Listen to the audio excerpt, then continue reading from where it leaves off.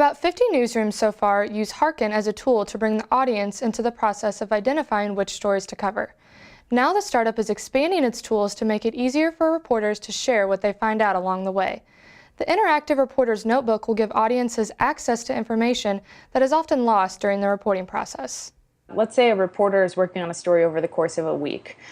They might want to tell their public, hey, I'm working on a story about, the school closings. Let's say, for instance, you can follow along here with what I'm finding, enter your email below and you'll get updates in your inbox whenever I have something to post. And so the reporter might go out and about doing their job. Over the course of the day, they get a reminder from our tool at the end of the day, hey, did you learn something interesting that you'd like to share, whether it's a photo or a sound or video or something, with the people who really care and who have signed up to receive these updates. There is so much information locked up in any one given story that if you could make available to the public, they would probably want access to it. So the Interactive Reporter's Notebook tool is this way of really activating a lot of the information that is found, even if it's tangential or not related completely to the final story, but just the interesting things a reporter's finding on the course of their journey that the public might be interested in. The Interactive Reporter's Notebook is currently in development, but Hearken has offered 2 other tools to journalists since last year, a curiosity and a voting module.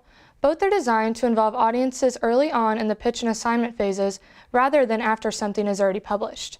The curiosity module allows readers to ask questions using an embeddable tool. When an audience member has a question about anything, the first person they think of is the newsroom. I should ask my local news outlet, just like people think about there's a fire, I should call the fire department. So I hope audiences and newsrooms can find that relationship where they really see each other as being completely helpful toward one another. The embeddable voting module enables audiences to vote from a selection of questions suggested by other audience members. This tool helps journalists decide which stories to cover next. There's this underlying judgment that the audience doesn't have good taste or know what's best for them, and that newsrooms do know what's best for their audience. And I think that's an idea worth challenging in this day and age, especially as so many tools and so many things in life are becoming democratized and our world is becoming a lot more bottom up than it is top down. And I think newsrooms would be served well by really thinking about how can we activate our user base and work with them to figure out how to serve them. Reynolds says the Interactive Reporter's Notebook is in the early stages of development. The curiosity and voting modules are available for newsrooms on a subscription basis. For the Futures Lab, this is Haley Reed.